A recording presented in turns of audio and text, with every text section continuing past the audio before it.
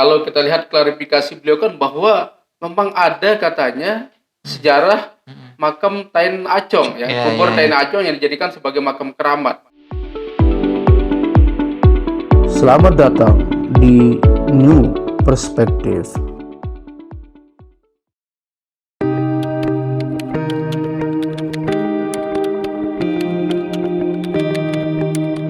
Kembali lagi di New Perspective bersama saya Ahmad Yani.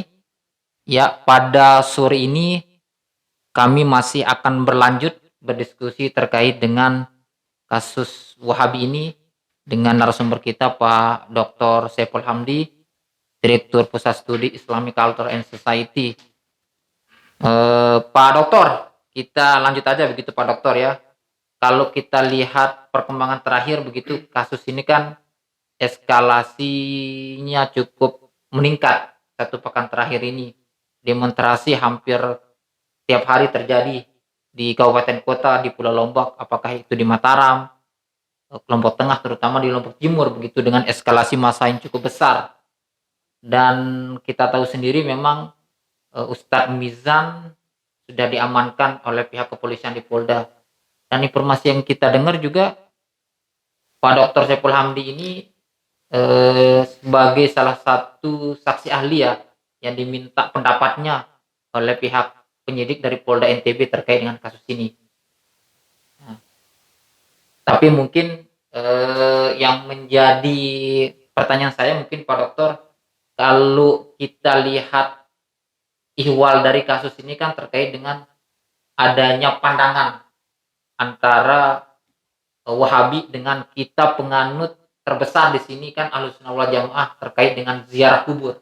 Nah, kalau dari pandangan Pak Dokter sendiri, ziarah kubur ini apakah memang kearifan lokal atau memang ini norma agama begitu Pak Dokter? Ya Mas Yani, terima kasih banyak. Ini Mas Yani wartawan nih tahu aja kalau kita dijadikan sebagai saksi ahli dari Kapolda. Memang betul kemarin saya sempat dimintai keterangan untuk menjadi saksi ahli. Mas Yani ya ini saya kira persoalan Wahabi ini mengalami eskalasi yang luar biasa. Kita tidak menduga bahwa pasca viralnya video Ustadz Mizan yang menyebutkan kata-kata yang tidak pantas di depan publik dan menyindir makam-makam leluhur orang Sasak, dan ternyata mendapat respon yang luar biasa dari masyarakat begitu. Kemarin sudah terjadi penyerangan, tetapi syukurnya bahwa tidak ada penyerangan baru. Yang ada adalah demonstrasi bagaimana kemudian masyarakat mengekspresikan kekecewaannya terhadap perilaku ataupun tutur kata yang dianggap tidak sopan tentang status dari makam tersebut begitu, yang disandingkan dengan istilah kubur Tain Acong ya. Ya Mas Yani, ini kalau kita perhatikan ya dalam kultur masyarakat Sasak ini memang agak lucu begitu. Kalau kita marah, ya, orang-orang tua kita marah selalu menggunakan nama-nama binatang untuk memanggil. Ya. Misalkan sampi, kebo, misalkan ya. Apalagi kalau udah ada kata anjing, ini kena konotasinya negatif begitu ya. Padahal kan anjing itu makhluk mulia gitu kan. Itu kan makhluk dari Tuhan juga itu. Tetapi ya inilah yang kemudian menjadi ekspresi masyarakat kita orang Sasak. Ketika mereka marah, ketika mereka kesal, akan muncul kata-kata itu sebagai bentuk simbolik ya, unsur-unsur penghinaan begitu, bahwa manusia derajatnya turun seperti binatang begitu kan.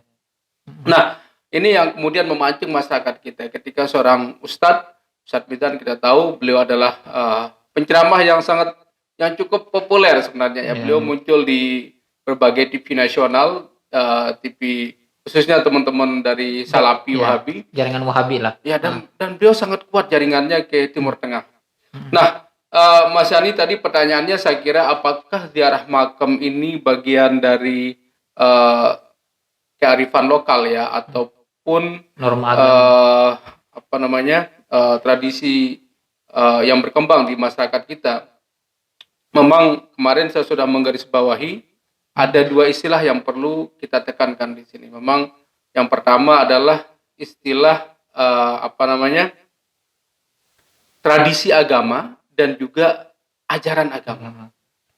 Kalau kita bicara tradisi agama, ini akan muncul terus, Mas Ani. Ketika misalkan sebuah ajaran bersentuhan dengan relasi sosial, kemudian interaksi masyarakat, ya bagaimana kemudian masyarakat menafsirkan, pasti akan muncul tradisi-tradisi baru yang tidak mungkin akan kita temukan pada zaman Rasul. Nah, sementara teman-teman kita yang Salafi Wahabi ini adalah patokannya selalu kepada apa yang pernah dilakukan oleh Nabi, apa yang pernah dilakukan oleh sahabat, dan generasi-generasi yang dekat kepada sahabat, ya tabi'ut tabi'in. Nah, seandainya itu tidak ada, bahkan ketika dipraktikkan oleh tabi'ut tabi'in pun, ini masih menjadi perdebatan besar. Nah, ini saya kira titik temunya di sini, Mas Ani, bahwa satu berbicara dalam konteks ini adalah ajaran agama, satu berbicara dalam konteks tradisi keagamaan. Ya. Jadi kalau menurut saya, ziarah makam itu bukan ajaran agama, tetapi itu adalah tradisi keagamaan, ya. Yang artinya kita tidak diwajibkan untuk ziarah makam. Tidak ada anjuran juga, begitu. Tetapi Nabi juga tidak melarang, Mas Yani. Ini saya kira yang menjadi hal yang perlu kita ingatkan di sini dalam memahami kenapa kemudian kasus ini muncul dan mendapat respon yang luar biasa. Nah, kalau seperti itu, kalau pandangan Abang dengan adanya bisa kita bilang perbedaan pendapat atau perbedaan penafsiran lah antara Wahabi dengan kitab penganut terbesar di sini Pulau Lombok, Ahlussunnah wal Jamaah, terhadap ziarah kubur ini, begitu Bang. Kalau dari Abang sendiri, seperti apa Abang melihat konteks perbedaan pandangan atau penafsiran terhadap ziarah kubur ini dari dua pihak ini, yaitu Wahabi dengan Ahlussunnah wal Jamaah, yang memang kita tahu adalah sebagian besar dianut oleh masyarakat kita di Lombok, begitu. Ya, jadi kalau kita bicara Islam ini kan tentu yang menjadi ajaran pokoknya adalah Al-Quran dan hadis. Ya, ini yang menjadi ajaran pokok. Tetapi perlu kita lihat munculnya ayat, munculnya hadis. Ini juga tidak lepas dari konteks sosial yang ada. Kenapa kemudian Rasul melarang orang dulu di awal-awal untuk ziarah makam? Karena banyak sekali praktek-praktek yang dianggap aneh begitu, yang mendekati kesyirikan, sehingga Rasul sendiri sangat tegas di sini, Mas Yani. Nah, tetapi kasusnya Ustadz Mizan ini saya kira sangat penting untuk kita gali, ya. Kalau kemarin apa yang kita bahas, apakah memang kata-kata beliau itu sengaja untuk menghina kubur leluhur, atau memang ada kalimat lain begitu. Nah, ini saya kira PR kepolisian, Mas Yani, untuk mencari. Kalau kita lihat klarifikasi beliau kan bahwa memang ada katanya sejarah makam Tain Acong, ya, kubur Tain Acong yang dijadikan sebagai makam keramat. Nah, ini yang saya kira titik poinnya di sini. Kalau memang kuburan itu ada dan bisa kita temukan, mungkin Ustadz Mizan bisa saja selamat dari kasus ini begitu. Ketika beliau mengatakan bahwa ini saya tidak berniat untuk menghina makam-makam yang lain. Tetapi kalau memang makam ini tidak pernah ada dan dijadikan sebagai lelucon, ini saya kira akan mengancam eksistensi dari kesucian, ya, makam-makam yang ada, dan ini adalah bentuk penghinaan. Gitu. Nah, ini yang kemudian saya kira kita tunggu penyidikan selanjutnya, apakah kemudian Ustadz Mizan menjadi tersangka atau tidak. Menarik ini Bang. Dalam kasus ini. Menarik ini Bang. Ketika Abang diminta oleh pihak kepolisian sebagai saksi ahli dalam kasus ujaran kebencian yang dilakukan oleh Ustadz Mizan ini, saya menjadi cukup menarik ini. Tentu kan Abang sebagai orang yang ahli di bidang inilah begitu. Kalau dari pandangan Abang begitu, terkait dengan bahasa Tain Acong, karena ini yang menjadi pemantik begitu kan, kata Tain Acong ini, apakah ini memang kata yang sesuai norma atau tidak sesuai norma begitu Bang? Ya, kalau dalam tradisi masyarakat Sasak memang istilah bahasa Acong saja. Karena kita kan sudah terdoktrin ya, mengalami brainwash bahwa anjing itu adalah makhluk yang kotor. Walaupun di Al-Quran tidak ada yang menjelaskan ya, yang menyatakan bahwa anjing itu adalah makhluk yang kotor kan. Nah ini yang kemudian seringkali menjadi bahasa-bahasa sehari-hari kita begitu untuk apa namanya, untuk menghina orang lain, kemudian untuk merendahkan orang lain. Kalau di Barat mungkin punya makna berbeda Mas. Anjing itu sangat dihormati, bahkan mereka tidur bersama anjing kan. Dan kita bilang, kalau kita bilang you dog itu, you are dog misalkan, kamu anjing, itu orang nggak akan tersinggung begitu, dan dia akan bingung, Anda ini ngomong apa begitu. Tetapi kalau dalam tradisi Sasak, bahwa penggunaan bahasa-bahasa nama-nama hewan ini untuk menyebutkan ya atau melabelkan kepada orang lain, ini yang kemudian bahasa sebagai bentuk penghinaan begitu, sebagai bentuk merendahkan orang lain. Nah, apa yang dikatakan Ustadz Mizan tentu kalau kita perhatikan ya, memang ini yang saya katakan Mas Yani, dari sisi bahasa. Kalau kita hubungkan secara holistik, ini memang saling berkelayun ya, artinya saling berhubungan. Tetapi misalkan ya, kalau beliau menyebutkan di akhir itu adalah kuburan Tain Acong, keramat Tain Acong, artinya di sini memang kalau klarifikasi beliau ya, beliau mengatakan saya tidak bermaksud menghina makam itu. Dia hanya menceritakan kembali bahwa ada juga makam keramat namanya makam Tain Acong. Walaupun ya kalau kita lihat di awal kan beliau membahas tentang itu ya, tentang keharaman ziarah makam gitu.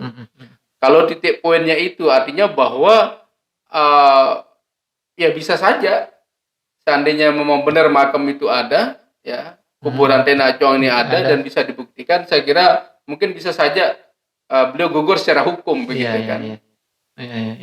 Tetapi bagaimanapun Mas Yani, bahwa bahasa-bahasa itu memang ketika disandingkan dengan makam-makam yang lain, ini saya kira sangat tidak elok begitu kan, kalau misalkan makam wali, makam tuan guru, lalu tiba-tiba di ujungnya kita sebut makam kuburan Tain Acong. Artinya apa sih substansi, kenapa itu harus disebut begitu? Kalau misalkan beliau melihat esensi bahwa makam Tain Acong itu juga keramat, artinya kan beliau ingin mengkritisi di sini bahwa ada kepercayaan-kepercayaan masyarakat yang terlalu berlebihan begitu. Ini yang saya lihat ya, sehingga beliau mengatakan begitu. Tetapi Mas Yani ya tentu apa yang kemudian ungkapan ini sangat sangat tidak layak lah disampaikan oleh seorang ustadz ataupun seorang kiai. Bahasa-bahasa yang seperti itu ya, apalagi kita menyinggung saudara-saudara kita yang lain. Ya. Kalau dari analisa Abang begitu, sejauh mana Abang melihat potensi Ustadz Mizan ini menjadi tersangka dari kasus ini begitu Bang? Yaitu Mas Yani, saya kira ini kepolisian harus mampu membuktikan ya, apakah memang benar-benar ada makam atau kuburan Tain Acong itu. Ini baru kita dengar juga ini. Jangan-jangan memang ini sengaja cerita yang dibuat-buat ya untuk mengcounter ya, untuk mendestroy lah begitu ya, merusak eksistensi makam yang ada, bahwa makam-makam ini memang tidak benar. Memang Mas Yani ya, tidak semua salah apa yang beliau katakan, bahwa banyak memang makam-makam di Sasak ini orang tidak tahu apa yang ada di makam itu, siapa di sana. Tetapi leluhur kita sudah mengatakan ini makam orang suci misalkan, makam seorang wali. Kayak misalkan kasus di makam Lombok Barat ya, di Labu Api ya kalau nggak salah. Jadi di pinggir laut, di sana ada makam, memang makam wali juga, ya. Dan tidak ada orang tahu siapa di sana. Dia bilang ini makam wali, kemudian sering dikunjungi oleh masyarakat kita begitu. Nah artinya bahwa informasi-informasi ini bisa saja muncul dari ya lewat mimpi, kemudian lewat pengalaman spiritual orang lain. Ini kan hidup ini tidak murni apa yang ada yang kita lihat. Karena pondasi agama itu kan Mas Yani, kalau kita lihat di Al-Quran misalkan ya, di Al-Quran dikatakan kan dasar kita memahami agama ini adalah alladzina yu'minuna bil ghaibi begitu kan, bahwa wajib kita percaya kepada hal-hal yang memang di luar alam ini begitu. Tidak serta-merta kita harus nafikan semua. Ini yang saya kira menjadi pondasi kita. Nah, ketika muncul kritik ya terhadap praktek-praktek ziarah ini, tentu kan ya ada unsur rasionalitas, ada yang tidak rasional. Ini kan dunia spiritual ya, susah juga kita untuk untuk menghakimi begitu. Sama kayak aliran sesat. Kasusnya Ahmad Bakri misalkan, ketika dia mengatakan bahwa dia diangkat sebagai nabi kan, Ahmad Bakri yang di Sembulia itu. Lalu kalau kita tanya beliau pengalaman spiritualnya ya dia seperti pernah melakukan Isra Mi'raj gitu kan, dipanggil. Ya kalau kita bisa Isra Mi'raj juga malah seneng kan. Karena kan Tuhan memanggil kita kan. Nah, teman-teman kita yang melihat wah ini jangan narasinya seperti dia seorang nabi, begitu akhirnya dia dikenain pasal penghinaan, menghina simbol agama, kemudian melahirkan berita bohong, lalu kemudian dia ditangkap. Artinya bahwa sejauh mana kita bisa melihat apakah pengalaman spiritual itu lalu orang bisa mengklaim. Ya sama lah kasusnya kayak Ahmadiyah atau Lia Eden. Ini kan orang-orang yang punya pengalaman spiritual, lalu kemudian dengan dengan gamplangnya menyebut tokoh-tokoh yang sangat besar begitu. Misalkan dia mengaku sebagai Jibril, dia mengaku sebagai Bunda Maria. Ya ini kan butuh penafsiran begitu. Tidak kemudian Anda mengaku ini lalu kemudian Anda benar-benar seorang Bunda Maria kan begitu. Nah, kembali kepada kasusnya Ustadz Mizan, memang ini saya kira menjadi pelajaran penting lah. Bagaimana kemudian kita tetap saling menghormati, tetap memberikan ceramah yang sejuk Mas Yani. Bagaimanapun kan masyarakat Sasak ini sudah menerima jamaah teman-teman Salafi, dakwah mereka. Jangan kemudian harus dipaksakan semua begitu. Nah, ini yang saya kira menjadi pelajaran penting. Siap ya. Ya, pemirsa, demikian diskusi kita dengan Pak Dr. Saiful Hamdi. Saya tidak mengambil kesimpulan apapun. Sampai ketemu di New Perspektif dengan isu dan tema yang berbeda. Assalamualaikum warahmatullahi wabarakatuh. Waalaikumsalam.